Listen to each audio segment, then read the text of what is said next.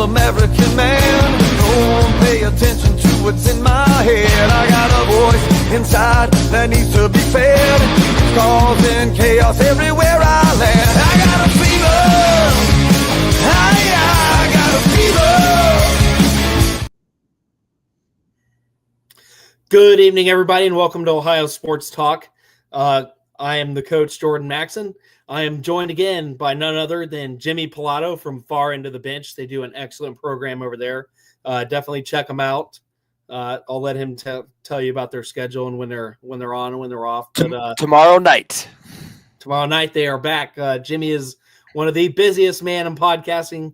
He's on his 6th show in less than a week, and he's going for 7 tomorrow. So, God bless you. Thank you for being here. Thank you for taking the time.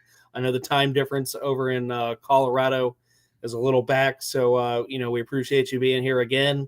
Of course. The last time you were here, we had none other than Coach Jim Trussell on. So beyond the technical difficulties, it was an absolute honor to have him on. It was an honor to have you on. From what we did, it was a great show. We're going to clip it out for you guys this week and give our bits and snippets on both Far End of the Bench and Ohio Sports Talk. We're going to split up the content the best we can and clean it up for you guys, and we'll rock and roll it. But Jimmy, how the hell are you? How are things on your end of the spectrum? It's going well. I can't complain about anything because, I'm working on that. That's something that it's funny that obviously I'm starting to do the show now. I'll be on regularly when you need me and everything like that. And I'm listening to like mental toughness. And that's kind of been my thing this year, is trying to build all that kind of stuff up. When you go to Mental Toughness Radio on Spotify, most of it is it's left, right, left. And I'm driving to work, getting ready to go teach 7th grade. Like, I need to get in the Marine Corps. Hoorah! Hoorah! This is the wrong setup. This is, it's all those social media clips you see, like teachers going into work and it's some hardcore stuff. And then you're like, and by the way, I know that I hope everybody had a great day. Y'all got a nice night of sleep. Like, no, I got to get... It's game time. That's what this is. It's game time. Yes, I follow that. I go in with that coaching and you've coached for a long time too. Coaching and Marine Corps mentality. Where like I have a soft spot, but when the curriculum comes out and the tests get going, and that's just who I am. It's time to hit the road. And, get these kids going the best we can, because I think they're coddled, separate conversation for another day. Maybe we'll start another podcast. I think they're coddled enough in this generation. Yes. I know they have their own struggles and stuff like that. Constant social media exposure is never good. My oldest is 14, and I can attest, I personally think she's on it too much. But that is the generation that they're in when it comes to fitting in and doing things that the crowd is doing. We're not total followers here by any stretch of the imagination, but I can't keep her out of everything. So we try to monitor it and just navigate the best I can as a dad. So it kind of sucks, but we'll get through it. I truly don't envy you. That is like, obviously I don't have a family yet, but I've said it a lot of times, which I'm definitely cursing myself, but I would rather, not that I don't like girls, I just don't want to raise a daughter. I'd rather have nieces. I'm good with nieces, but a daughter is like a whole nother thing, because I am, at that point, you're like, everything in the world is out to kill everything that I love. Like, that is all that everything's out to get me. Stay away from her. Stay away. Yes. Yeah. You feel my pain already. Hopefully, when I have a sister and a mother, and we grew up in an Italian household, so they run the household. But I'm like, I don't want it. I don't want to deal with it. My mom was strong Italian background, so 110% get it.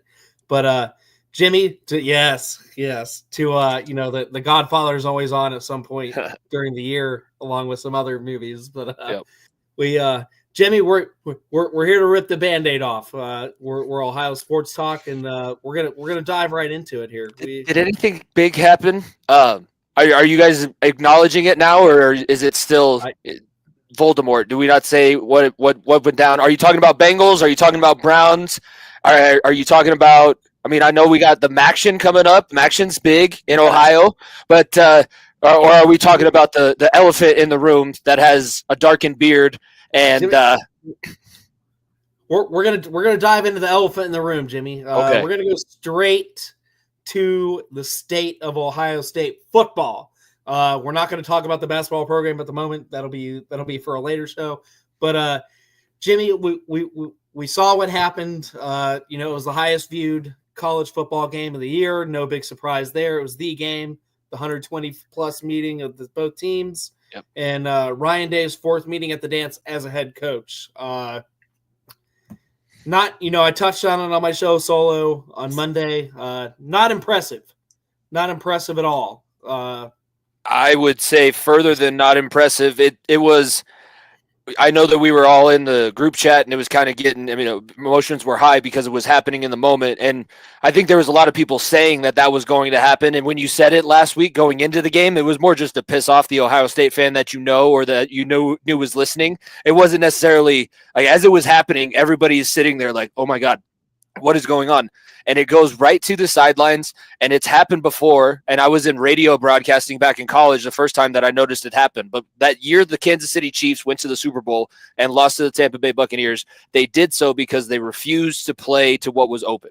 They refused to change their game plan. And I don't know what's gone on. You hear it a lot more than I do. I don't get all that much direct Buckeye talk. But it seems like the game has put himself, like Ryan Day has put himself at a point with the game where he does not only have to beat Michigan, he has to beat Michigan playing a certain way because he had no reason. There was no, other than he just felt like he needed to, the last team that's won 20 plus matchups has won the running game. He felt like he had to go and play this style of football that's not his team. And that's definitely not your team when you got two guys that were playing at All-American levels getting hurt. Like, don't run the football at their best two players on defense that they have left. The best series you had was when you're spreading the ball out and you're letting Will Howard rip it. You're stifling him and you're making him make bad decisions. Like, why do you go to that game plan other than I just have to beat this team at their own game? Like, it's not so much that they have to win the game anymore. There's weird voodoo magic that's going on. And Sharon Moore is loving it. Michigan fans are loving it right now because not only are you losing on the field, you're losing in the mental battle before everything. That's been the biggest thing. That's the biggest shift ever since Urban left. Yeah, and I haven't been a bandwagon fan by any stretch. I was here during Braxton Miller's throw him into the fire freshman year during a 6-5 year. When his claim to fame win was against Wisconsin, and it kind of felt the same way when we came out and upset Wisconsin during a 6-5 year under Luke Fickell, and Michigan treated it the same way. But like you said, outside of the 2-minute drill going into halftime, when we spread it out 5 wide, and you saw Smith do his thing, Ibaka do his thing, our tight end do his thing, Carnell Tate do his thing. I was going to say Carnell Tate. I had no idea who that was before the game, but he's top receiver out on the field because they're doubling Jeremiah Smith and he's just always open. Like, you clearly have the edge at this position group and you lack the edge at the other position groups. But even if you're going to go game plan wise, look at all of the games that Michigan really struggled in against really good teams. Texas threw the ball to the outside and made the defensive tackles run and then softened up the run in the fourth quarter. That's a very smart strategy. Why aren't you implementing the strategies that work against this team? Because you think that you're better than them? You have to prove that you're better than them by fighting their fight. Like, the worst thing Apollo Creed ever did was try and swing it out with Rocky. And that's what you did. That's exactly what happened on Saturday. Ryan Day got into the slugfest. Don't go for the knockout, Apollo. You got it won. And he just stood there and took it. And you ended up getting beat by a quarterback who threw 2 interceptions, 0 touchdowns. I think he had, 65 total yards passing in the game. They're pushing Navy and Army. I love the service academies, and I can't wait for the Army-Navy game coming up. But they're pushing Navy and Army for battling the forward pass at this point in Michigan. But that's the last time that's going to happen because they're getting a lot of guys coming in, and Sharon Moore got the best recruiting tool that he's ever had. Any coach has ever had in recent memory. That's the best recruiting tool that you could have had. Especially, even I don't know what you said about. I haven't been able to check out your solo show yet, but I don't know what you said about the scene after the game. I was going to say it was most watched event that was going on. The scene after the game, the way Michigan comes out, they look like they smell like roses. And Sharon Moore's press conference afterwards, like It was bad to worse from Ohio State standards ever since that game, from the kickoff to all the way afterwards. It's just been really, really, really bad. Well, I said it on Monday.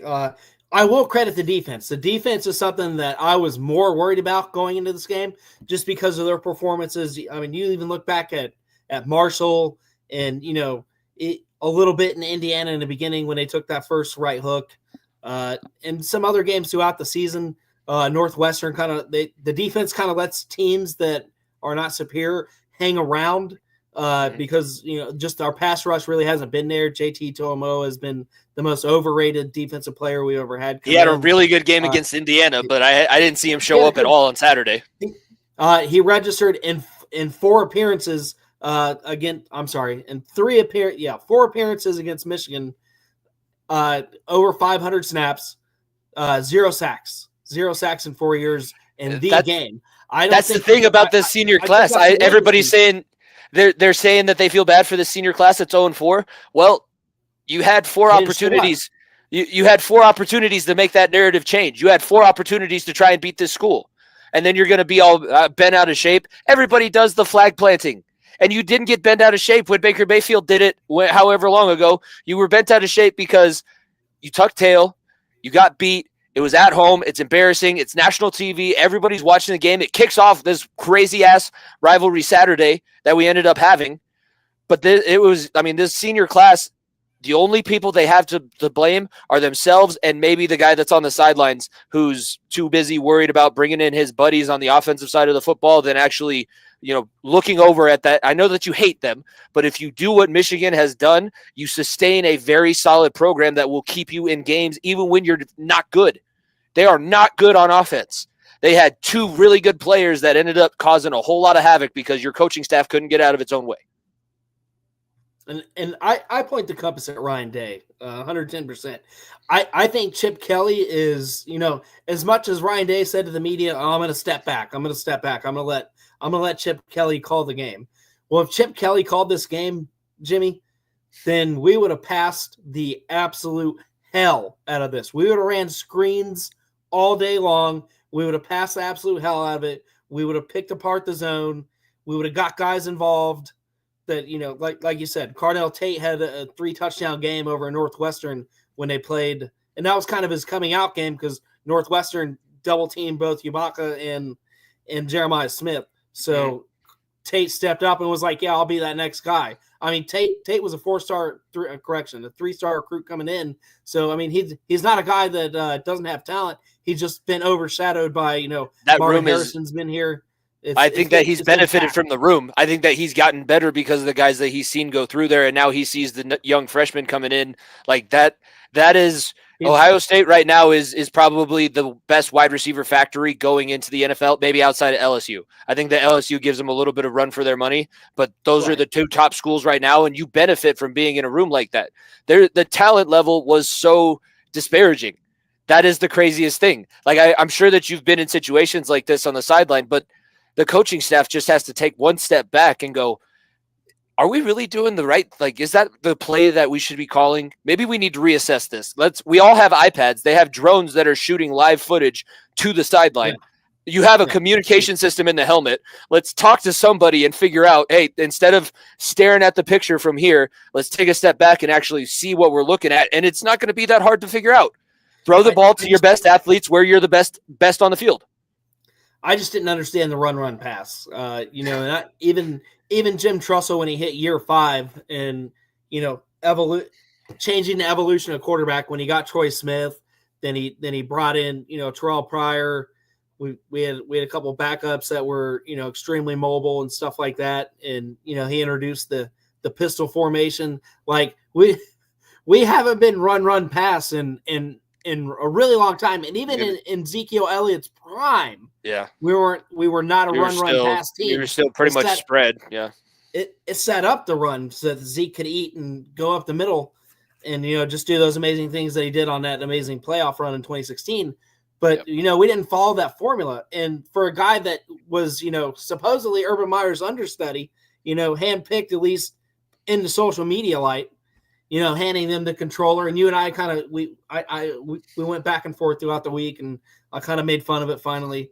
It's been a disaster. He does everything right except the game and playoff games and bowl games. And I don't understand like where he changes. And as a coach myself, I don't change my philosophy because the moment got bigger. I may be more in tune to what I'm doing. I may be more careful, but what got me there is what got me there. In both, I only played junior college, and both as a player, as a coach, and even in the weight room now, when I lose weight or I get in shape, I don't change the philosophy just because I'm having success or because I'm hitting a plateau somewhere. No, you tweak it a little bit, but to totally throw out what got you there, man, it's just I think he needs fired. I think he does need showed in the door. It scares me because I don't think the university this is what I was kind of touching on Monday, and I want to know your thoughts on it. But before I go on my rant, I want to know your thoughts on it. So we've covered the game. We know he fucked up. He run past, went away from his philosophy. The one time the defense gives him a decent showing, he blows the opportunity to take the lid off stuff. But we're as an outsider. I mean, I know you're a Buckeye fan, you're a Big Ten, you're in tune, but as somebody that doesn't have I'm definitely an outsider because I goggles like I do. You don't have the goggles on like I do. It was fun for me. This was one of the most fun situations for me. It's similar to because Columbus is one of those weird places where there is nothing other than Buckeye football news that comes out. But like Chicago, when the Bears are bad, I kind of like listening to the local sports radio because I'm that weirdo that used to drive home from the games that we would go to, and we're listening to the guys calling in. It's a vivid memory. I live in Denver, and it's after a Broncos loss, and the guy calls in. You could tell he's just pissed drunk. He's like, I just got up from the bathroom, looked around, and that's where that Broncos team deserves to be. And the radio host is just like, really? But I would listen to the Buckeyes local radio, and they were just as dumbfounded as we are. He's John Cooper 2.0. I was making the joke because at this point, I was going to give him this as his last chance, but that's who he is. Because that guy was really good against anybody not playing in maize and blue. And unfortunately or fortunately, I don't think that you can say it's a bad thing because it's not just this rivalry, even though this is now the marquee rivalry that everybody really knows. This is as close to the European Premier League tribalism that you get in American sports, is this college football and this rivalry specifically. It's just born into you, it's bred into you, and if you try and go the opposite way, it would be beaten out of you because this is a Midwestern rivalry thing, and they're okay with disciplining their kids. Nope, you take that blue shit off, you put on that red and scarlet, and you go to school and you profoundly profess the Buckeyes. I know that you're 13 years old going into the fourth grade. You'll pass eventually. You don't have to take that jab now. It's one of my favorite. I watched that HBO documentary, and it's my favorite part of the entire thing is at the end when they're just going joke for joke back and forth. How do you make Michigan cookies? Put them in a bowl game and beat them for 3.5 hours. That was my favorite part of that whole thing. At this point, I think it would be good for Ryan Day because all that's going to come out of this is he's going to get another opportunity next year. And do we really have faith that next year when Michigan finally gets back up off the mat with talent, do we have faith that he's going to be able to take the step forward next year and beat Michigan in the Big House? I'm not that much of a gambler. I wouldn't bet on that. So I feel like at this point, both parties would kind of benefit. Maybe Ryan Day gets looked at for one of these vacant NFL openings that are there and are going to be there. So and he came from the NFL, so maybe that's the next step that he wants to be. It kind of seems like he's out of it with the whole college football experience. Well, the old Big Ten commissioner is does have a heavy influence. I don't know if he's a GM of the Bears. I don't want to misspeak on his position, but he is very high up in the Bears organization when it comes to player and coaches personnel. He's been linked. That's why I said when I text you, the rumors have been flying out the effing door here. None of them are credible. There's nothing credible going on right now. It's just a lot of really upset people. It's like listening to the Paul Feinbaum show where you get all the crazies. Yes. There's no neutral party. It's either 100% good or 100% bad. That's all. It's 700 LW here in Cincinnati after a Reds loss, which is very frequent. And they do the same thing. They let people call in and probably shouldn't be calling in. But I looked at it. I thought of it from an analyst standpoint because Hardball had a losing record against Ohio State before, regardless of how you think he departed, cheating scandal or not, all that, all the politics of his coaching tenure aside, he did have a losing record against the Buckeyes before he achieved a national championship and a Buckeye win. So that's something to think about because Michigan didn't kick him to the curb for having a losing record against the Buckeyes because he did. I believe he finished 6-1. Well, I mean, the one win Ryan Day has as a head coach is the COVID season. Technically, I believe when Michigan decided to not play because they had the COVID outbreak the week going into the game. It is. It is. That's why it says 4-1. Yeah. But any true fan or analyst has been saying 0-4 all week. So I'm happy to see that kind of fade in the background. I don't care what the real record says because that's kind of an asterisk year, in my opinion. Well, I mean, Michigan was going every full year, and then they just took off. I truly, I do think that Michigan and Ohio State, you can't necessarily look at them as parallel situations because when Harbaugh took over, that was after the doldrums, which I think that's what scares. You said you were nervous about what's going to happen in the coaching situation if it does change, but you do want him fired still. But that was the bad time for Michigan football. Rich Rod, everything after Lloyd Carr before Jim Harbaugh was just god awful. So that was a program that not only needed to learn how to beat Ohio State, but they needed to learn how to get back to this certain national powerhouse level. And they were able to do that. And it took a few years, but they recruit well.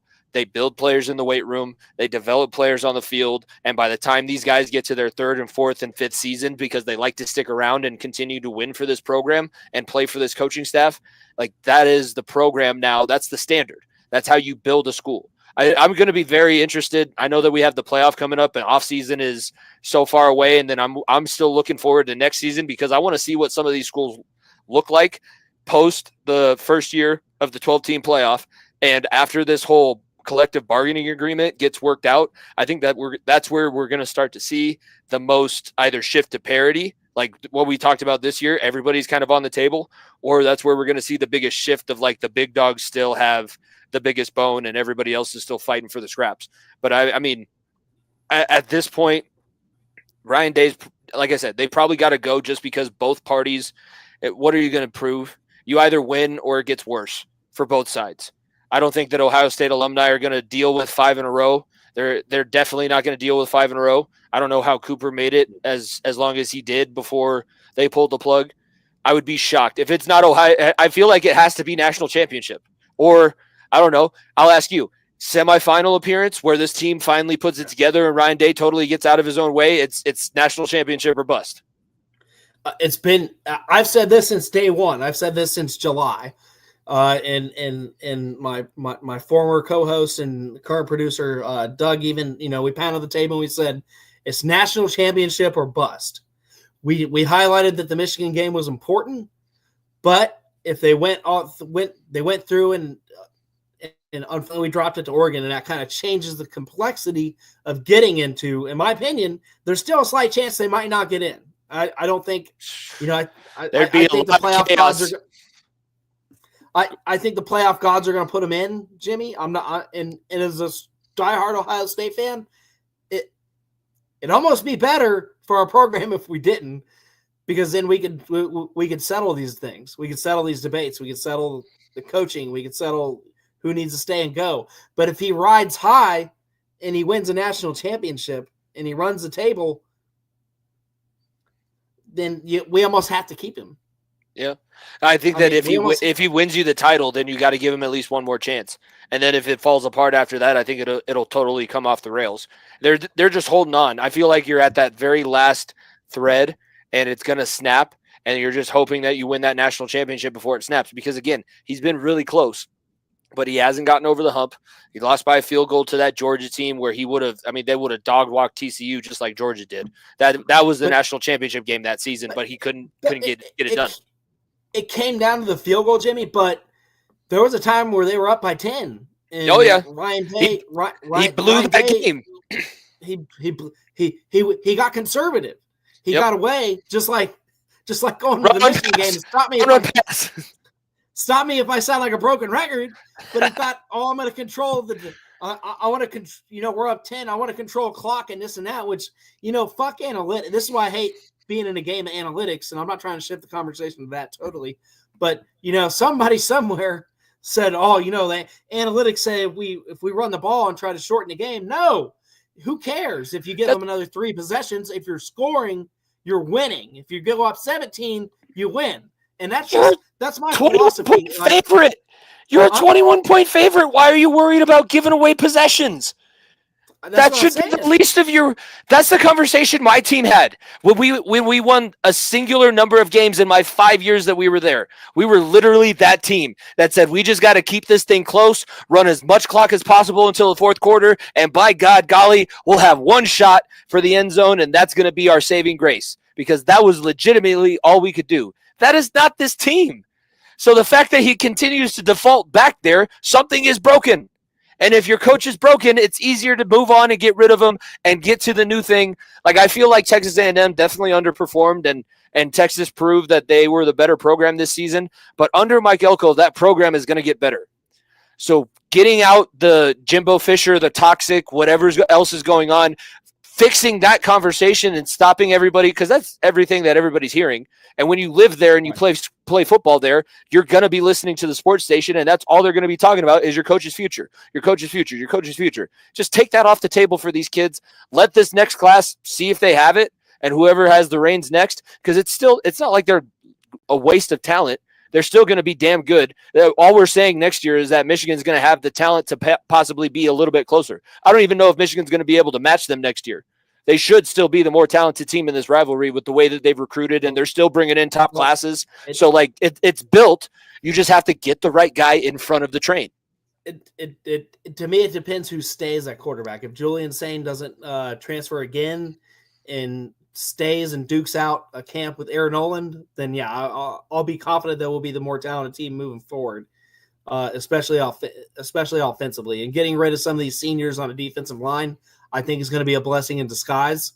The coaching staff, they stuck with him because, the old way of coaching is sticking with experience and not trying to give your depth and your bench. And I ran into that with a program that I coach at this year, not to throw shade, but you try to stick with the seniors and not give the young guns, the chance to show that we can make some changes. And I think that's what hurt the defense this year. I think Larry Johnson made a grave mistake and not, sitting some of these players down that weren't getting quarterback pressures, weren't getting tackle for losses, weren't doing the fundamentals. So it'll be nice to see that we'll be forced to finally see a new defensive line, in 2 years. It's been 2 to 3 years since we've seen a new line. They pretty much kept the same lineup over and over and over again. So it'll be really, really nice to see players like CJ Hicks come out and be able to maybe, provide a pass rush, play that linebacker defensive end combo. That guy is a nightmare to play against in the video game. I hate playing Ohio State when that. I hate him. He's from the high school level that I coach at, and he's amazing. I got to meet him in person once this year. My hand vanished.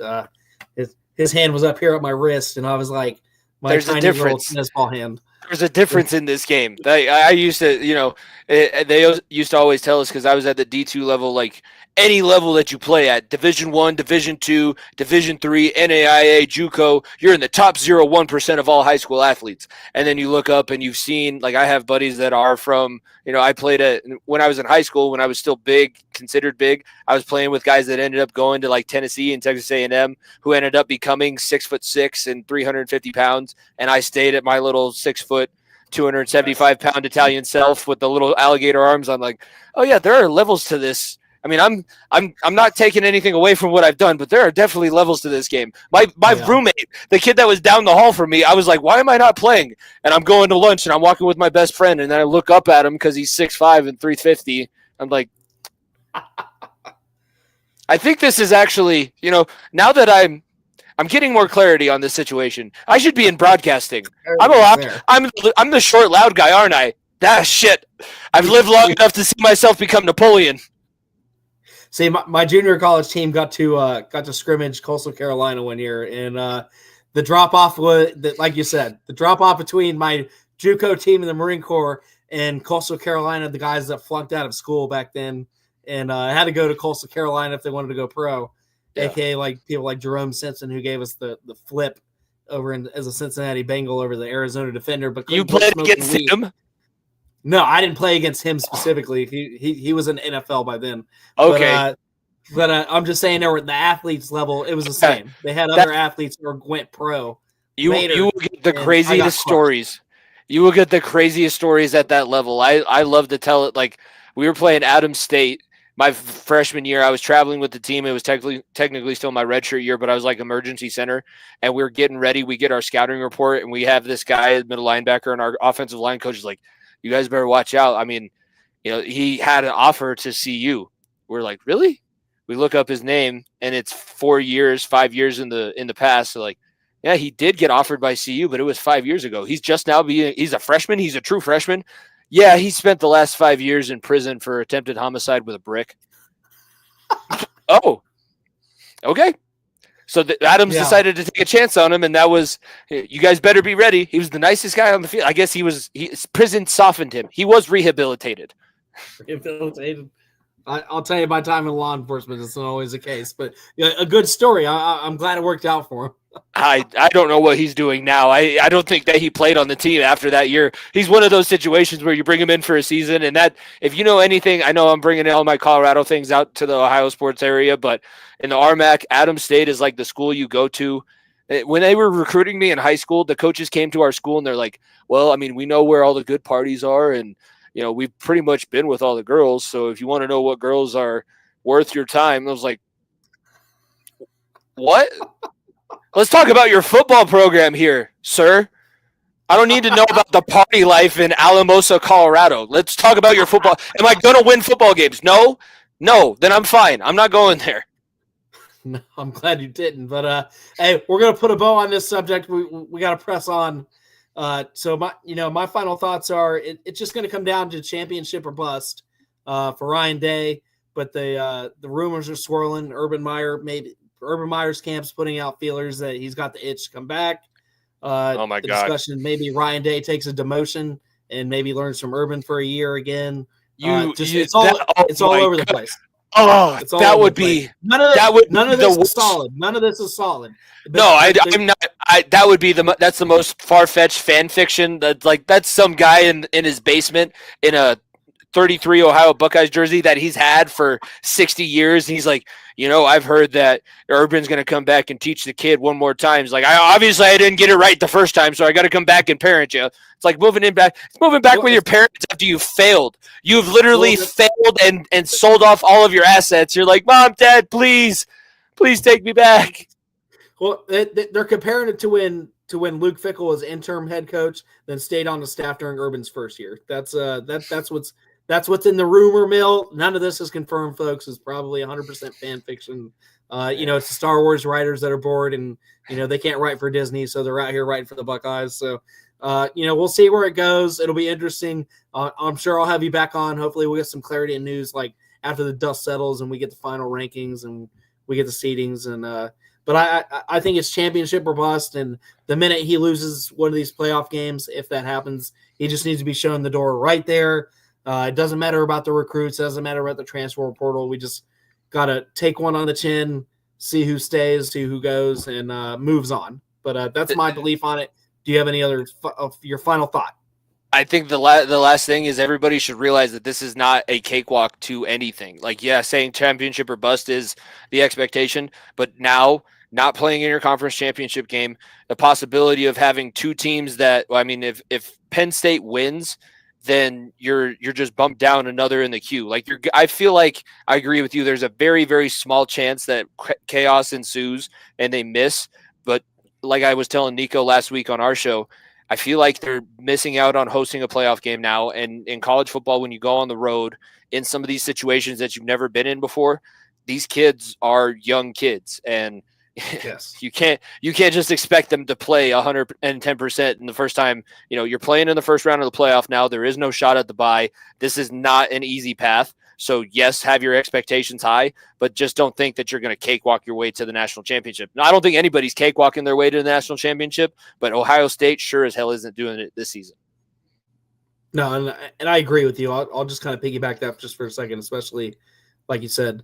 And I'm also worried about the ring rust. So now they're off this week while everybody else is playing a championship. They'll be off next week when they're deciding who's going where, and that's 2 weeks at home to think about your worst loss. It go one or two ways. You can either you're going to come out either mad dog foaming out the mouth, or you're going to come out fucking like you're playing Marshall week 1 because you haven't played him forever. And that's just what I don't want to see. That's my biggest fear on it. But we're going to see exactly how much Ohio State means to this senior class. How much does it really mean? Was it only for the rivalry, or how much does it really mean to leave a legacy? Because you can still leave a legacy. It's on the table. It's not the gold pants, but they can leave a legacy. And on that note, go ahead. No, I was just going to say, yeah, I agree with you. Let's move on. On that note, we're gonna poke fun at some other Ohio team. Funny enough, it's funny. I got a couple audience members for the show tonight. The dogs are not barking. Dude, they're whimpering. 523 yards offense. I know you lost, but what do you expect out of Jameis Winston? What do you really expect? I mean, he got the laser eye surgery, Jimmy. Come on. Look, linebackers still don't exist. He does not know that the linebacker room, he walks past the linebackers as they're watching film. He's like, is that the equipment staff? Who are these guys? Oh, they play football? They play football? Oh, they can intercept balls too and take them back to Nick Bonito. I of course, I'm a Denver guy. I'm a Broncos fan. I was watching the game. And when Nick Bonito is the one that ended up with the interception, and I'm like, that's almost as crazy as when Vaughn got the game-sealing interception against the Patriots to go to the Super Bowl. Like, he's never dropped back into pass coverage once since we've had him. He's literally there only to rush the passer. And Jameis Winston still is just like, yo. I watch all the meme videos. Like, the game was crazy. William Knifeman. So, what are you waving at? Like, what are you throwing to? Jerry Judy's burning the shit out of some Jackie Chan rush hour. Slow it down, baby. Slow down, baby. But like Jerry Jeudy is having the game of his life, which you got to tip your hat. And Nico, Nico, you love him or you hate him. I will say this too. Nico is the much more diehard Broncos fan of the two of us. He even said going into the game, like, Jerry Judy's going to go off because everybody that played for the Broncos that comes back here has an incredible game. And he did. And Levi Wallace, if the crackerback himself was not injured, if Riley Moss was not injured, he would not see the field because you have McMillan, who's solid.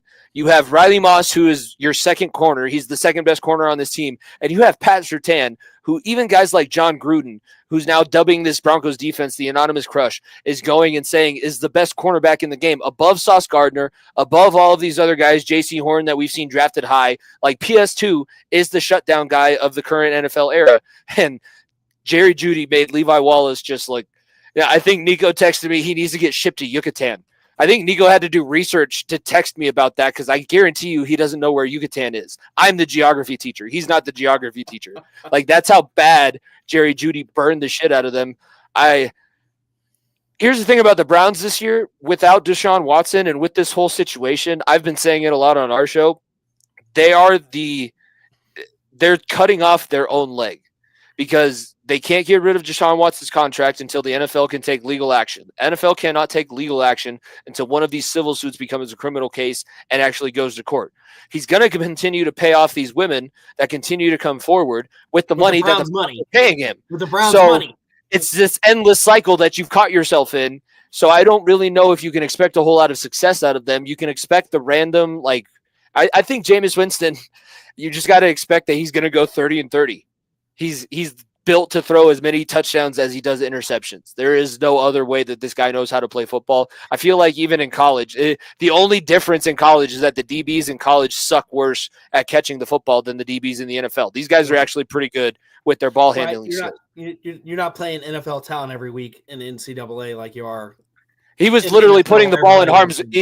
Everybody, that was what his draft guy was. Like, it was a Favre comparison, and he does play like Favre, except I was going to say Favre minus winning the championship, but and Favre didn't make as many like these the pick sixes. Like, Favre might have thrown a lot of interceptions because he tried to fit balls in tight windows, but he wasn't throwing the catastrophic interceptions like out routes that are left inside that the linebacker is just sitting there like, oh shit, he threw it to me.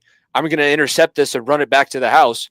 And it's just those kinds of mistakes. Like, I've never played quarterback, and I know where to throw the ball and where to miss. If I'm going to miss, I'm going to miss to the sidelines. I'm going to throw it into the second row, maybe hit Nico in the face at his family season tickets that he has. I'm not going to throw it to the inside where the linebacker is sitting and waiting. And like, it was I don't know what you felt about the uniform combination that the Broncos threw out there. I was texting Nico, especially after that fullback touchdown. I was like, you look like a fucking MAC team. That's what you look like. This looks like Toledo versus Toledo versus Union on Tuesday night. Like, these uniforms are atrocious. Why didn't you guys go back? Why didn't we go back to the throwback? But, all things considered, you were at least still intrigued watching the game. They're at least still giving you something that's interesting to watch. This is as much as you're going to get under the Deshaun Watson umbrella, the anchor that is number 4 in your franchise. Yeah, and like you said, when Winston is on, it's beautiful. When the Broncos and the Browns were trading, they had the 90, almost 85, 90 yarder. I think it was a 93 yarder to Marvin Mims. 93. Yeah, Mims was absolutely nuts. And then, he threw a 75 yarder to the devil and himself. Traded interceptions. That was the crazy thing. But guess what? Bo Nix's interception to Denzel Ward wasn't returned for a touchdown. And the one that he threw to Benito was. And the one that he threw to McMillan was. The Broncos offense is getting a lot of credit right now. And I think Bo Nix is moving himself. Terrell and I had that heated, spirited debate a couple Sundays ago about Jaden Daniels versus Bo Nix for Rookie of the Year. But Bo Nix has been more consistent recently. Jaden Daniels has kind of been fluctuating up and down. But the Broncos defense is what won them this game, even though the Broncos defense is almost what cost them this game too. Like, the offense was doing everything they needed to do to win. This defense was like, it was just really bad. Like, I don't know if Levi Wallace doesn't understand the pass coverage concepts with all the blitzing that Vance Joseph does, but we watched Jerry Jeudy in Denver, and Jerry Jeudy was never that open that many times against anybody. With Russell Wilson as his quarterback, with Drew Lock as his quarterback, whoever you wanted to throw out there, it wasn't the same. So there was something that was going on, and the Browns, unfortunately, they just couldn't take advantage of it. But I felt like the Browns did take advantage of it. But like you said, two pick sixes, and even though they were going to win the game, like that on the 2-yard line, that ball that he threw there at the end, like, that was right to the fucking backer. Like, it just. I don't even see you. Oh, if I don't see you, you don't exist. Like you drive the team all the way down. And I know they had the pass interference call on that play of the game, but the guy would have scored. The receiver was going to fucking score if your corner didn't rip his arm out. That's all he could do. That's literally all he could do. He couldn't cover anybody, so he had to tackle him before the ball got there. Before the ball got there. And that was probably the best thing for him, because leave it in Jameson Winston's hands, for a couple more plays, it could go your way. So, pass interference against Jameis Winston, it might be in the playbook. Like, if your guy is open, just go ahead and yank him, and we'll give him the yardage. But let him throw it. The next play. Let him throw it. Snap the ball again. Like pretty much.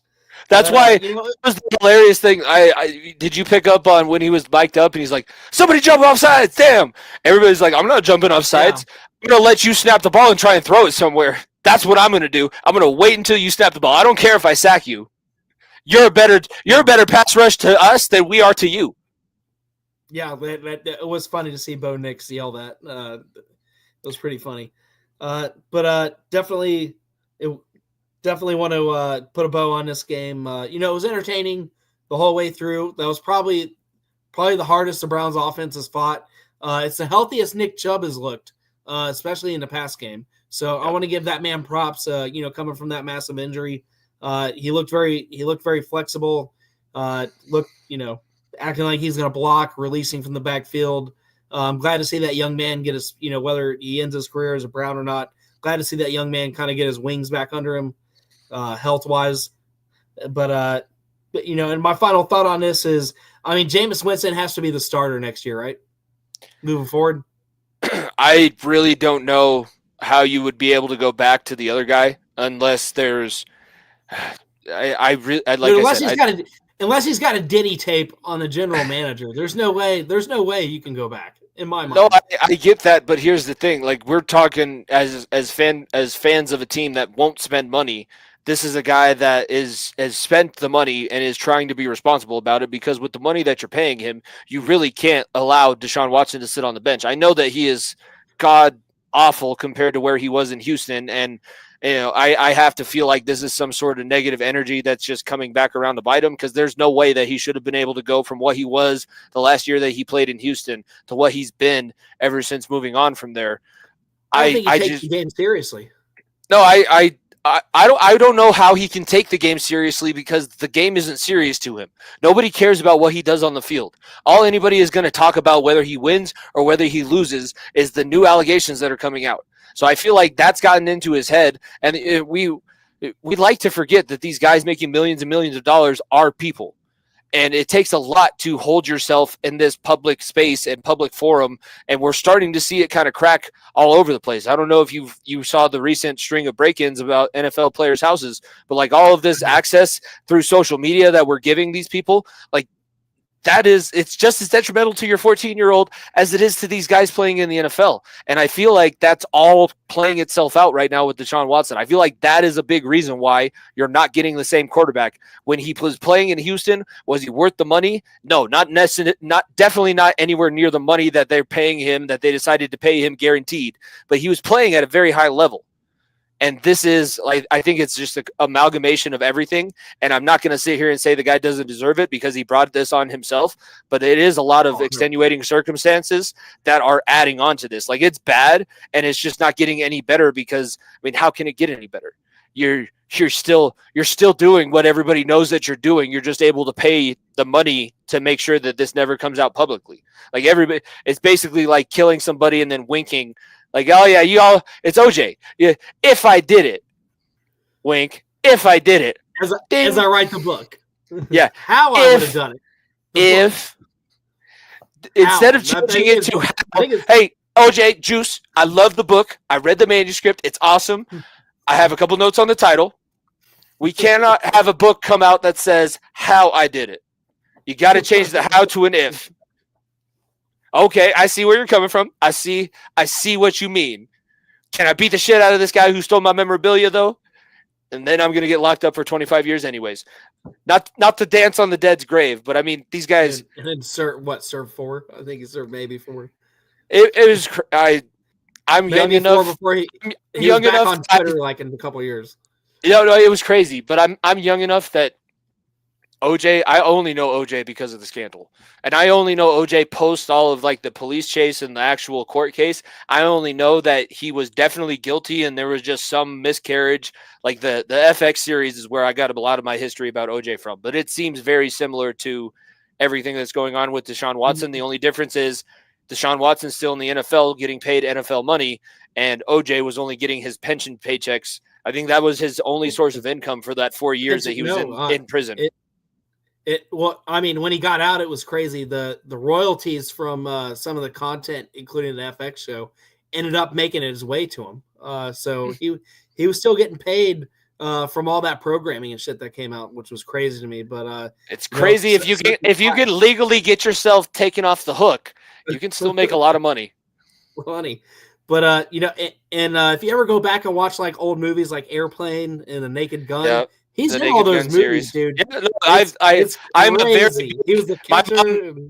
My mom loves Airplane more than life itself, so I love Leslie Nielsen and I love the Naked Gun series. Like I don't know him well enough, and I don't know I feel like the main part of the issue was everybody loved his wife that he did end up, allegedly killing. You have to say allegedly because of the way that it was all written down. But I don't need to read a disclaimer on this show. So yeah, I'll say no, allegedly. allegedly beat up them cops because a good Christian boy like you would never do nothing like that.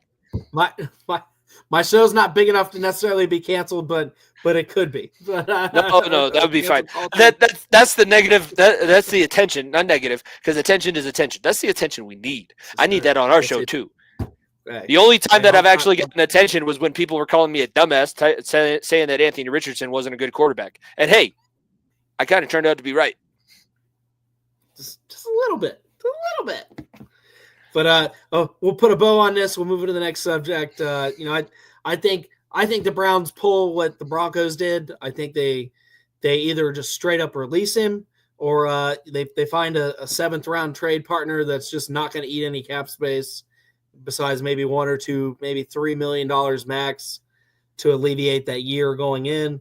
But I think Jameis Winston's a starter. They draft somebody that's young guns. Maybe it's Ewers. That's what everybody pounds the table for here in the Cleveland area. We'll see where that goes.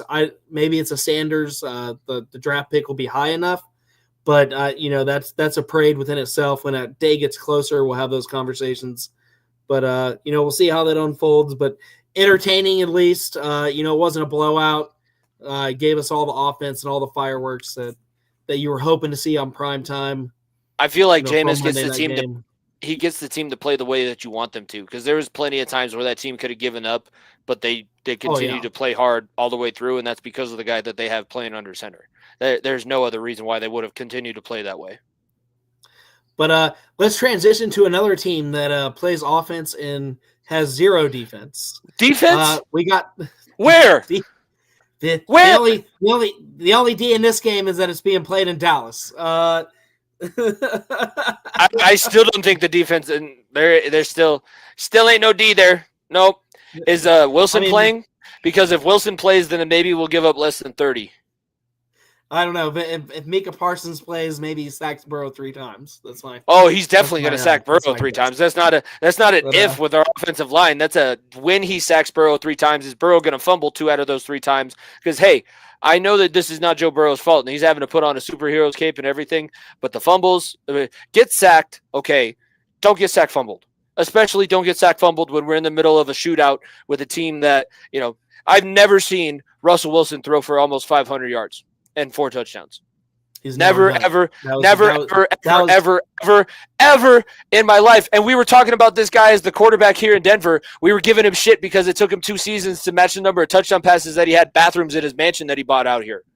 Like that is the most abysmal quarterback that I've seen over the last 3 seasons. And we gave up 400 yards and 4 touchdowns to him. We made him look like he was worth a contract, that's for sure. But he's not.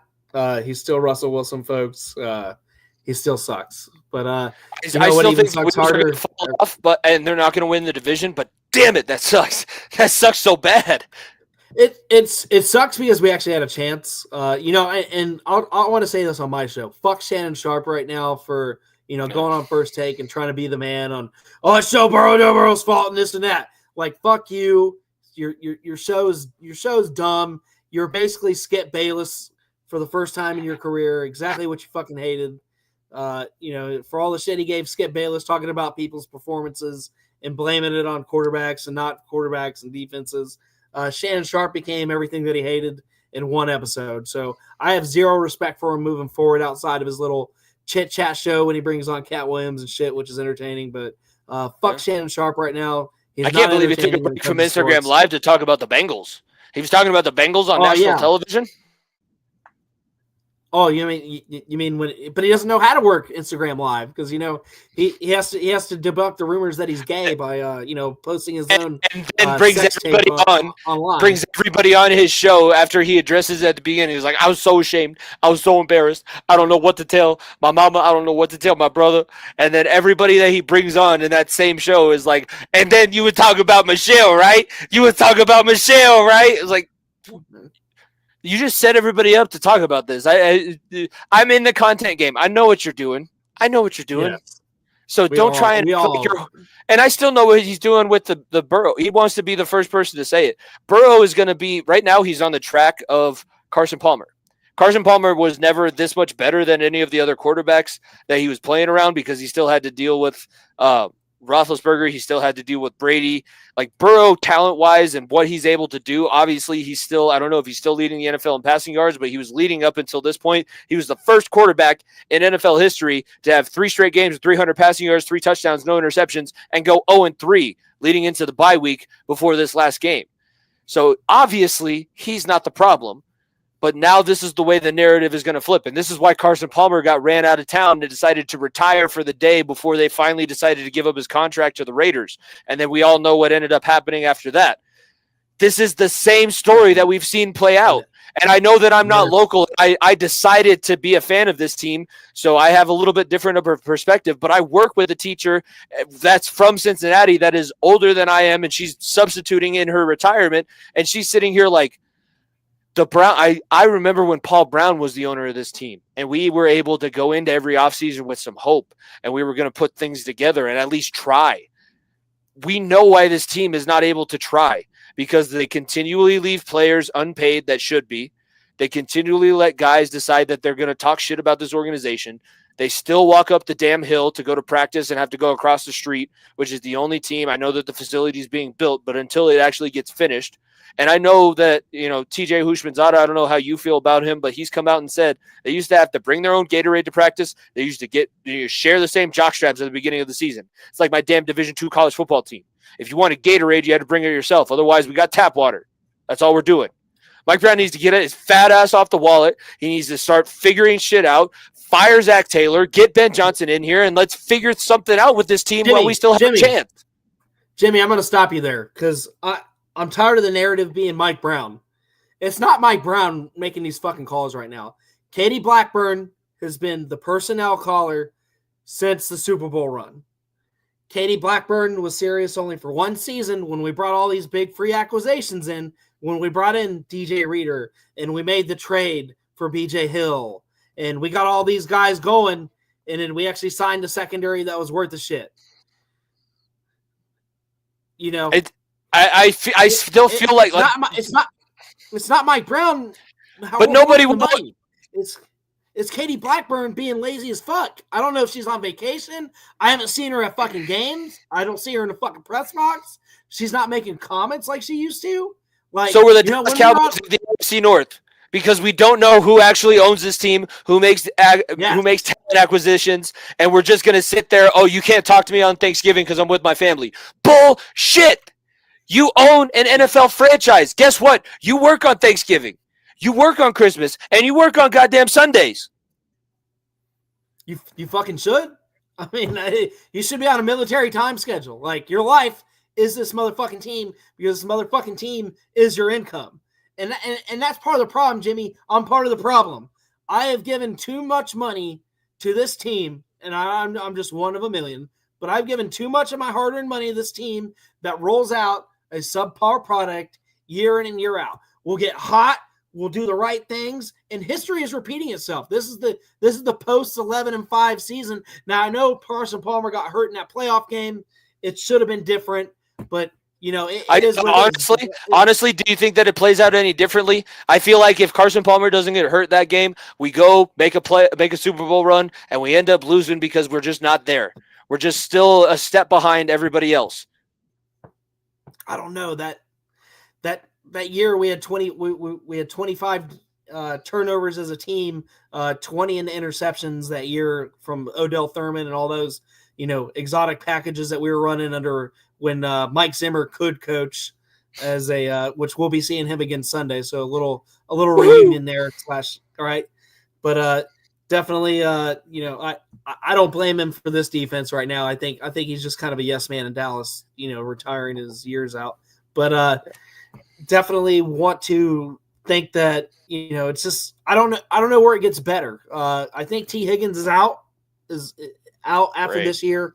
No, I'm not talking about for the game. I'm talking about okay. I was going to say my fantasy roster can't handle that. I can't handle that. Oh, my fantasy roster, that's a separate conversation for this week. Fuck Kirk Cousins. I should have started fucking Caleb Williams, But, my gut was Kirk Cousins was going to line it up after a bye week. Boy, was I wrong. And now I'm in the fucking losers bracket of the playoffs out of one game. So, it is what it is. But, and bad out of all the bad things, my wife team beats me to put me in the losers bracket. So, congratulations, honey. Good job. Fuck off. But I love you. I'll be in a doghouse later for that comment. But, back to the game here. But it's just, man, it's so bad, Jimmy. Like, and this is the best offensive line that he's had. And, we put over 90 rush yards against the Steelers, who's the fourth best rushing defense in the league. And all things point that we should win, and we're dominating. We don't commit to it, and we can't stop anybody. Well, here's the thing. Our defense is not good enough for us to establish a run game.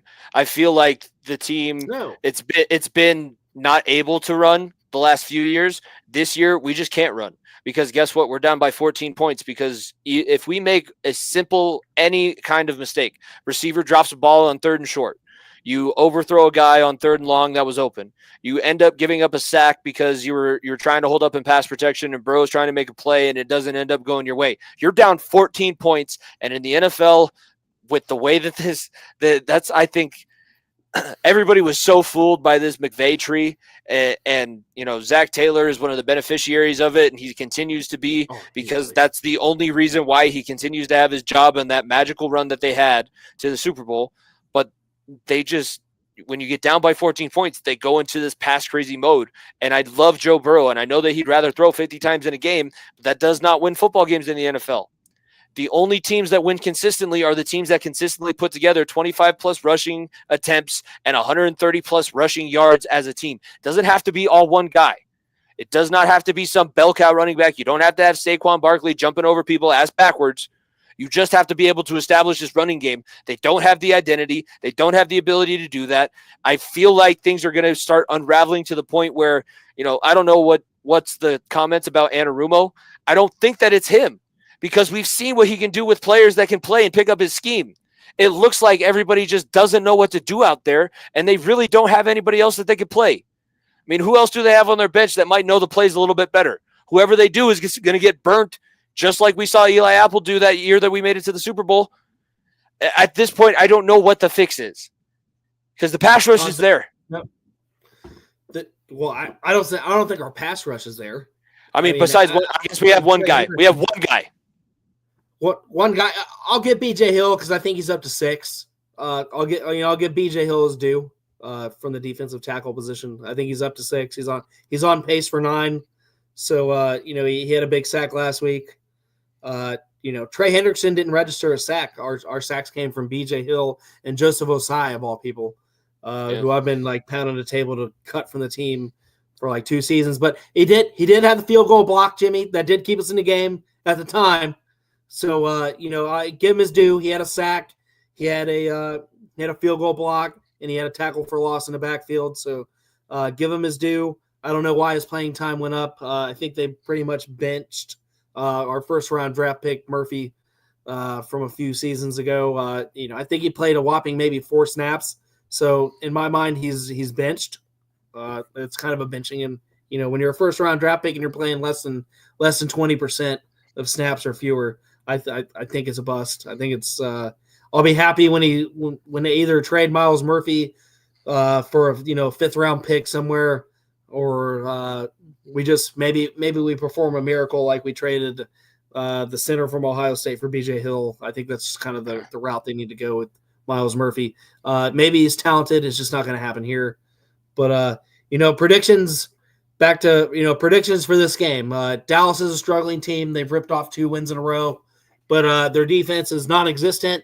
So we know, if anything, do the Bengals consistently do we go out and we pile 30-plus points and come out with a loss, or do we shock the world on Monday night? And I'll be watching it from the Toy Story perspective. Correction, it's The Simpsons this year. I'll be watching it from the Simpsons perspective on Disney Plus. It's going to make me a little bit happier versus watching it live on ESPN, where it's just going to piss me off. So me and my kids will be watching it through The Simpsons. They never really watch The Simpsons, but it's going to be fun for me. I think they lose. I think this is I think it's like a 38-35. Dallas comes out and kicks a field goal with now Evan McPherson's out, so maybe we'll make a field goal or two now that he's on a season-ending IR. So that could be like the $5 million more pissed down the drain this season at least. But I think we 1.5 million overall is a salary cap for the year. He's not $5 million a year, but I'll correct myself on that. But I think we lose. I think it's another exciting game. I think Jamar Chase gets his, T. Higgins gets his. The tight end room continues to grow. It was nice to see against the Steelers game because my biggest complaint when T. Higgins is healthy, we've abandoned the tight ends. Like the tight ends register maybe a catch or two. So it was really nice to see all three tight ends register 8 yards or more. Drew Sample had 8 yards. Tanner Hudson had 38 yards. Gilsecki had 60 plus. So nice to see all three tight ends, be involved with the addition of T. Higgins, which really shows what this offense could be if they could just fucking get it together on defense. It just my biggest complaint. I think we lose, Jimmy. I think it's going to be a high scoring affair. It's going to be entertaining. They're going to threaten. Maybe we have a hope that we come back, but just at the end of the day, Geno Stone plays, nowhere to be seen, picking sour. I don't even know if it's a real field. Picking tired chops out from the field. He can't pick dandelions, but that. And Jimmy, that's. God damn, that is some of the worst safety play. I just have to vent. That is some of the worst safety play. This is worse than Nick Scott. We should have kept the guy that we drafted in the first round. Jesse Bates should have never walked out the door because you need leaders on defense. And whether you were okay with his play or not, that guy led the damn defense. And we saw what happened when you don't have a leader in there. I don't know what Hubbard is on this year. I know that he's been dealing with injuries up and down, but you have nobody on this team that can get anybody on the defensive side of the football to actually play. I said it on Sunday. That play that Cam had on the interception, the pick six, that was pass interference. That didn't get called. You got lucky. And then you think that you're hot shit and you get burned on the next series. Like there is no presence on this defense. And Jesse Bates was the presence on this defense, especially from the safety position, which has been time and time again the most important position on the defense if you don't have that solid middle linebacker. Go back to Ronnie Lott. Go back to John Lynch. Go back to the Legion of Boom with Cam Taylor. That is the position. Cam Chancellor is what I meant to say. No, I know, but look at Washington, the linebacker they signed from Seattle. Look at the absolute. They really didn't bring a lot of new pieces on defense, and one linebacker, one heartbeat, has changed Washington's complete defensive culture. Yeah, and the one heartbeat that we had left when he wasn't playing, that defense, I know that this defense is bad. That's one thing that I do want to say. I'm tired of my friends reaching out and telling me how bad this Cincinnati defense is. I still have my hat turned around from the time that I turned heel on the team and declared that I was done with them for the season because I was sick of it.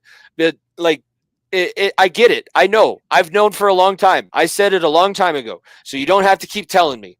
I'm watching the same product that you are. I'm watching it get worse every single week. And I think that it can still continue to get worse. I don't think that we've seen as bad as this defense can be. Because guess what? We haven't seen necessarily how bad this offense can be. If this offense can't put together 30-point games, this defense is going to give up a 60-burger. Yeah. Oh, we're close, Jimmy. I mean, I've just never seen a secondary that can't get it together. Like, I know Newton was thrown to the fire. I'm not going to blame that young man. That was his first start. Welcome to the NFL. Unfortunately, he had to learn the hard way. Leon Hall and Jonathan Joseph didn't look good in the early times. So I have hope for some of the young guys. But without Logan Wilson there, seeing those dump-off passes just like on fucking – it was like watching Madden on repeat. Like, the same – you're watching somebody else play Madden, hit the same play over and over again. Because nobody fucking stops it. Or the early NFL 2K games before Madden totally dominated the market. You just run the same play. I'm going to run the sweep play because the computer hasn't stopped it yet. I'm on rookie mode. And our defense is on fucking rookie mode, and everybody else's offense is on God mode. All pro mode, everything else that they need to do. But But seeing Jermaine Pratt's, press conference, they did a lot of screens. No shit! No shit, they dumped it off. Like, how many times is he going to say that at the locker? There's been no accountability either. Like, take accountability. Do you think the defense is bad? I'd say, fuck yeah, we sucked. Like, what's wrong with being honest? Like, we sucked. We had a bad game. The coach is not honest with them. The coach is not honest with them. He's sitting there in the locker room telling them how great they are and how close. We lost by 3 points. How close we are. That is a team you should beat by 20. That is an offense with your offense. If you're firing on all cylinders on defense, if you have guys that are willing to play, if you have a coach that can motivate your team to actually play hard on the sidelines, you win that game. And you win it fairly comfortably, especially at home. But our coach is such a terrible leader that we can't even win a home game. We're playing 17 road games. Yeah. I love the fans in Cincinnati. They're filling out that stadium. But Sunday was abysmal. That's the worst that I've seen it for a long time. That was a damn Steelers home game. Jimmy, I don't blame him. I mean, you might as well, and I turned the game off halfway through. I might as well spend time with my family. Fuck this. Like, I've invested so much time into this year, and it's going nowhere. We're mathematically out. I don't care. I hate the graphic in the hunt. We're not in the fucking hunt. We're in the hunt. There's so many tiebreakers. We've lost everybody that's in front of us. So we're screwed on tiebreakers alone. So yeah, mathematically we have a chance. Good on you. That'll be gone this week. But yeah, hopefully we can just put it up. We can put it out of contention. I put it up 3 weeks ago, but on OST's site. But we'll put a bow on this. It's just bad. It's just bad, and I will shout out fuck Rankins too. That has been the biggest bust since we signed that corner from Minnesota who played maybe like fucking 2 trash games at the end of the year. I can't. His name's slipping my mind. God, I'm not even sure. I don't even pay attention anymore. I'm just waiting for everybody to move on. No, it was a huge $32 million contract. I'm trying to think of his name. We got him from Minnesota. He was Darquez's Denard's teammate at Michigan State. God, I got to look it up, Jimmy. It's bugging me. It's bugging me. I'm getting it. Bengals corner from Minnesota. We're gonna laugh when we see the name. Andre Smith. No, Trey Waynes. Trey Waynes. Trey Waynes. We pissed $32 million away on Trey Waynes, and you think he played maybe 2 games. Just that's the whole reason we had to bring in Eli Apple. For consistent years. But I think Cincinnati loses this. I'm gonna say 38-35. It's gonna be entertaining. The Simpsons thing is going to be fucking awesome. But outside of that, it's just going to be another trash burger. The press conference is going to be the same. Nobody's going to take accountability. Maybe Sheldon Rankins will play a second game of the year on defensive tackle. We'll see. Hopefully Logan Wilson comes back so we can stop those dump passes because we're really, for as much as I thought Akeem Davis-Gallers would step up because he's been known to play pass coverage pretty well in the past at least. He played like fucking dog shit and just really let the running backs and outlet pass receivers do whatever the hell they wanted all night. So I think it's going to be more of the same. I think we're going to be embarrassed. Maybe Ezekiel Elliott scores a touchdown, but that's about the only good thing for Ohio fans. We'll see his fat ass eat. But I'm ready to move on. Let's move on to something. Let's wrap this show up here. We've been on a little over an hour. We'll move on to something a little bit happier. Jimmy, the MAC is all Ohio this Saturday at noon. It's going to be on ESPN2 the last time I checked it, so it's not going to be just a Plus exclusive. We've got the Ohio Bobcats and Miami University, home of Ben Roethlisberger, duking it out for all the chips on the table for the MAC. Both teams have been really entertaining this season. Doug and I kind of covered the MAC in a preseason. We went through team by team, went through their history. So it's been really fun for me. Max hashtag Maxion's been the most fun thing I posted for each game this year. We followed it very closely. My guess, I'll let you. Do you have any predictions? Have you tracked any a little bit of action this year? I'm a college football absolute. Like, I play the game. I watch all the random games throughout the week. The fact that we've had football on for the last 60 days and everybody's like, oh, bowl season, the playoffs are coming up. I was like, football's been on my TV the entire time. I'm not watching every single MAC game, but looking through, kind of prepping for what we were going to talk about, we have two teams that are on winning streaks. Miami has gone on an 8-game winning streak. I think Ohio's on a 5. They struggled with their out of conference, but that's not unheard of for MAC teams. This is just going to be the most wild, random football game because that's what everybody loves MACtion for. The reason why MACtion trends on X and on social media is because this is the most like when we talk about, you don't know what these kids are doing before the game. They might be studying for some massive exam. They might be out partying until 3 a.m. the night before, because this is the level of football that you can kind of do that. This is like, for hockey fans, this is beer league college football. This is where you can kind of have a little bit of fun and be a student and then also an athlete, because winning the MAC championship, you are a legend at your school. And the fact that it's in Ohio, it's a battle of an Ohio, two programs of Ohio. Bobcats have kind of been around for, they're one of the flag bearers because they carry the state's name. But, Miami University's had a lot of players come through. You mentioned Rottenbooger and, all the other guys that they've had come out of that school. I think this is going to be a fun, entertaining matchup.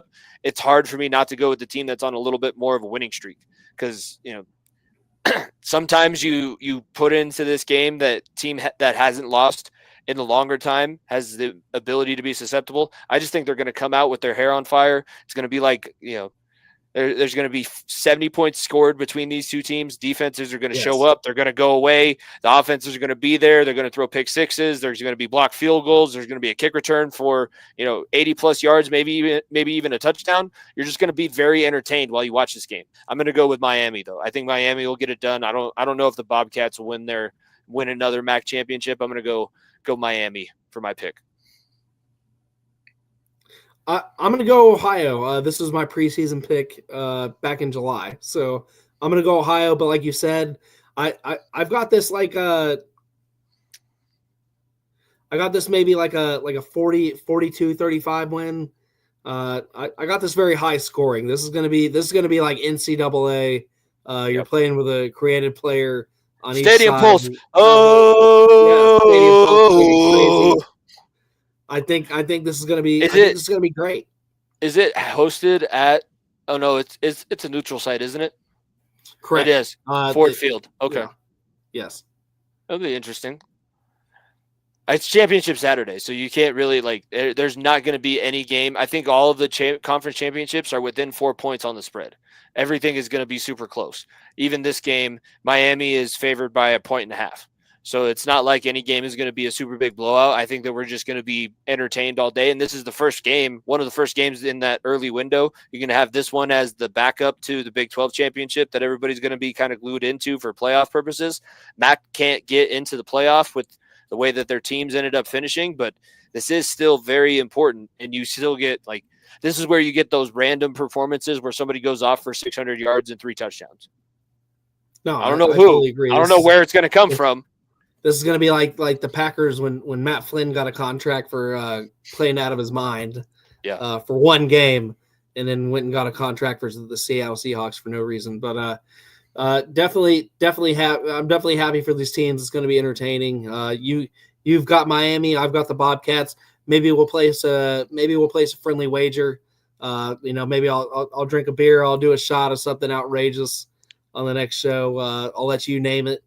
Let me know. Let me know before Saturday. We'll post it on both Far End of the Bench and OST's X site on the wager. We got between now and Saturday to think about it. But I think that'll be fun. It'll definitely be fun. Maybe I'll get it on the sticks and we'll play a little pre-MAC championship game. You be Miami, I'll be Ohio. You got the game now? I've been waiting for you to. There's a rumor that I'm getting it in the next couple days. I can neither confirm or deny it. Okay. Maybe Christmas is coming early for Jordan, so we'll see. I need to soften up my Ohio sports schedule because I've talked about it on my show, but Doug owns me. Doug owns me to the point where I don't even play him anymore because I'm like, I'm good. I don't need to be anybody's ego boost. I don't need to be. I know that you look forward to this all day. This is the only thing that I don't look forward to. And I love this. I love this game. I love playing this game more than anything, but also fuck that game. There are some days when you start playing, you'll see there's some days that the game literally says, okay, your entire team went out and partied the night before. Win. In Florida, on the road, in the SEC. Go. No. You varsity blues it. There is no way. Stay out of the strip club. They're still seeing a teacher stuff twirl in front of their face instead of Miss Davis, will you go to prom with me? Yes, the fact that you got that makes me happy. Oh, I love. My dad was big into the old football movies. Oh, bacon! I love that dog. I think that's a pig. Yeah. Billy Bob, how many concussions you had this season? About 12. When they spoofed that Not Another Teen movie and he was bleeding out his fucking ears. Coach says if you ain't bleeding from the ears, it's a sign of weakness. I'm bleeding out the nose. They said I'm okay. This game of cat. I'm good to play. See, we're mixing movies in, and the lines fit the same. I think the same guy played the character too. He did in the spoof movie. There was nobody else you could put in. I mean, it had to be. This ain't that stupid ass play where I run down the field and act like I'm lost, is it? I'm calling my shot. We're gonna see a hook and ladder in the MAC championship. Dude, maybe we'll put. If there, I'll check the money wagers and stuff, and maybe I can put some money on it. Yeah, it might plays, be but prop play might be. But maybe a fake punt goes in for a touchdown 60 yards out, and the punter has his day. But gets an XFL contract. We'll see. But, that's what this is. This is who's going to be the XFL champion next season. Pretty much, man. I'm like I said, I'm thrilled. Both these programs did well. I think Miami of Ohio kind of overperformed. They were kind of planned to have a down year, around a sub 500 year in the preseason. So they definitely came through. So I'll give your picks some props, but I just got to go with my gut. My gut tells me the Ohio Bobcats, and I don't want to change my answer from July. So I'm going to stick to my guns. I'm glad they made it. Jimmy, this has been a fun show. Do you have any save rounds? Any news and notes anywhere that you want to touch on? I know you want to give your own some local programs a little shout out. We're going to give you that platform. Yeah. No, I'm wearing the hat that I've been wearing. Cherry Creek, Colorado High School Football State Championships happening this weekend for our 4A and 5A classes, which are our two biggest classes out here. Nico and I, my co-host on the far end of the bench, went to Cherry Creek. We were we won a state championship our junior year, lost in the semifinals our senior year, but then ever since then, they've been at least in the semifinals for the last 12. We have like the most decorated coach in all of Colorado high school sports that's still on the sidelines going for, I think, championship number 12. They were going for a 5-peat last year and kind of got punched in the mouth and exposed as more of a soft. It's similar to what we saw on Saturday in the Horseshoe. They tried to play a certain way and they couldn't stand up to it. Like the team that they were playing was literally like, when you tell the linebacker, I want you to hit anybody, whether they have the ball or not. I just want you to knock somebody down on every play. And I tell you, this team, Columbine is the program. They did that last season. Creek got embarrassed. They're back in the state championship. They went out of state for 2 high-profile games that they ended up losing, but they're undefeated in Colorado outside of last year's state championship game for like the last 8 years. So they're playing a team that's never been in the state championship before. Colorado high school football, not many people give it the credit that it deserves, but Arden Walker is playing lights out for the Colorado Buffaloes right now at the Division I level. Christian McCaffrey is a Colorado high school football product. There's a lot of guys that you're seeing. Luke McCaffrey, another Colorado high school product playing in the NFL. Austin Eckler was in Eaton, Colorado. Like that is the smallest like if you blink when you drive through Eaton, you miss everything. You pass the high school, the church, the grocery store, and the liquor store all in the same 2.5 seconds. Like this is, I want to make sure that we give them a shout out because I know you guys do a good job. I love what you do with the local scene in Ohio, and I think yes. There's plenty of places outside of Texas, California, Florida, all of the national powers that you hear about, there's plenty of other places that love to play high school football and play high school sports at just the same level. No, I totally agree with you. I'm glad you shout out to those boys. Good luck, and but next time we have you on, we'll get those results in, and hopefully it's for the better. So yeah, we'll see. Well, hey, they gotta as long as they don't just try, they gotta go out and they gotta do it. So exactly. Somebody tried to make a comment. As long as they don't say I'll do my best, because you got to pull that old Sean Connery line out. That's not going to get you the prom queen, folks. But you don't get your best doesn't get you to go home and fuck the prom queen. Prom queen, yes. But Jimmy, this has been a great show. We've been on almost 90 minutes. We've been rocking, we've been rolling. We covered a lot. Thank you for coming on again. It's always an honor when you come on. I can't wait to stop by Far Into the Bench if the occasion arises, but we'll definitely have you back on. And I'm Jordan Axon. This has been Jimmy Pilato with Far Into the Bench. And folks, we'll see you later. Have a good night and rock and roll it.